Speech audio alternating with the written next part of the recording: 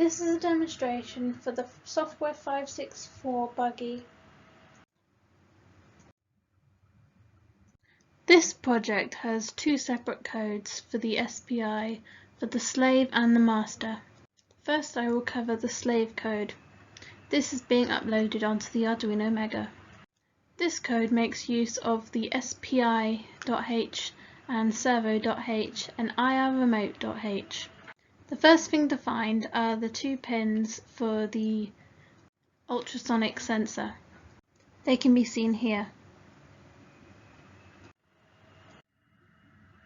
This section of code shows the creation of objects and variables for the SPI, the sensors, and the actuator. In the SPI section, we're creating the buffer and the process value and the message for if the ultrasonic sensor senses something is too close. That will be used later on. In the sensor section here we have creating the servo object, the duration and distance and pos variables, and here we're attaching the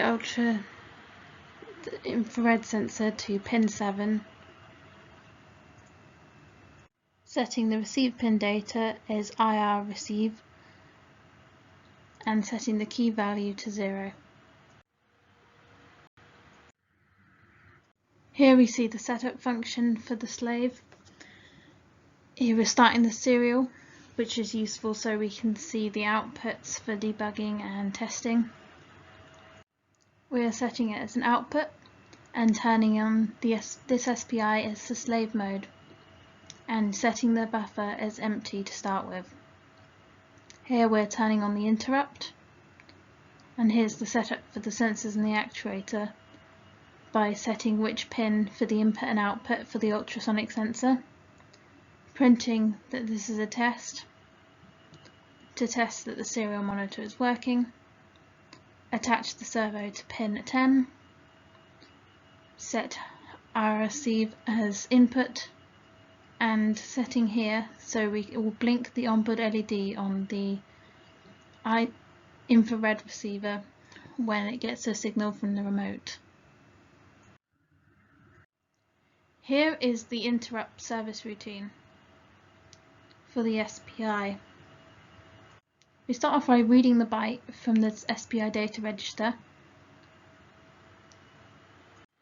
and if index is smaller than the size of the buffer and if C is equal to /0, then set the process equal to true. And if the distance is smaller than 25, then save part of the string previously made into the SPI data register, and then save the data in the next index of the array. Here we can see the main loop. Here we see that it's only starting if the process is true, as was set in the interrupt service routine. This section of code is for using the ultrasonic sensor,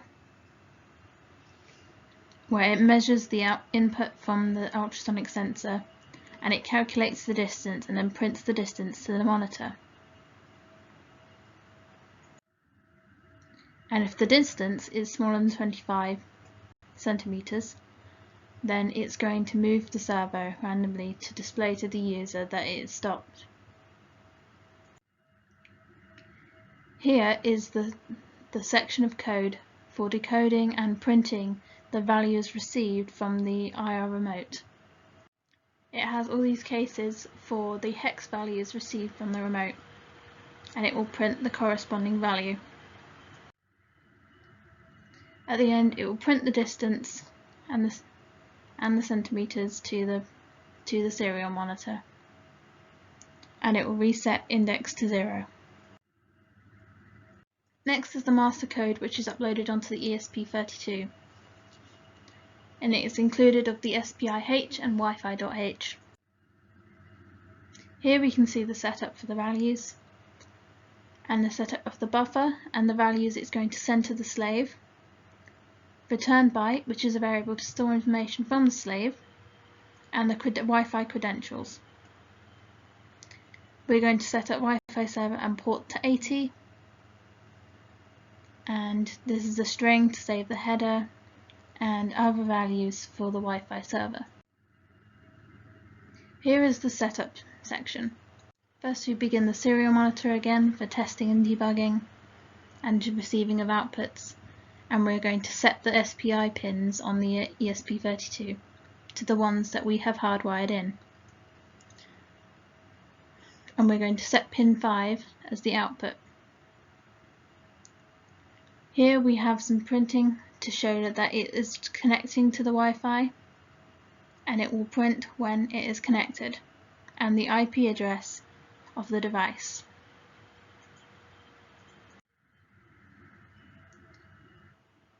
Here is the main loop. It starts by listening for incoming clients, and if a new client connects, then it continues into the loop. Here it makes a string to hold incoming data, and here it loops while the client's connected. If there is bytes to read, then it reads the byte and it writes it to the serial. If it's a new line character, then it continues on into this loop. Here this is the section of displaying the HTML web page. It has the header here and the fonts and the different styles. And here is the words that are printed using header 1 and header 2 for the different size fonts. This section here is for asking for data from the slave. Here it is collecting the data from the data register and saving it in return byte. And is doing this, and it is looping through to get the entire message. It will then print onto the serial and the client the received message. It then waits and then continues on. Here is the first demo of the project working.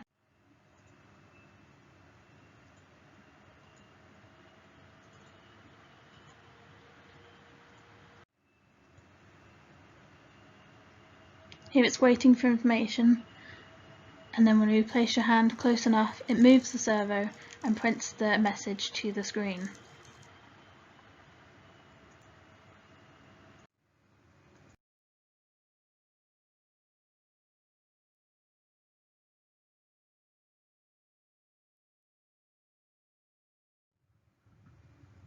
This is a demonstration of the IR remote working.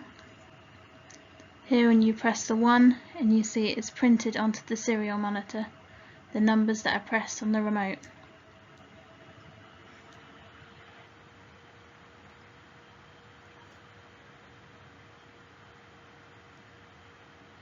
And you press OK, OK is displayed.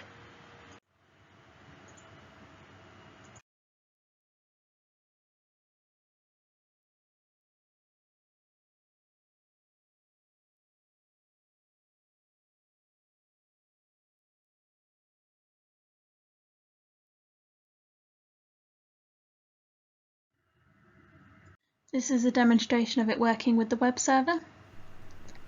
You put your hand in front, the servo moves, and a message is displayed on the web server.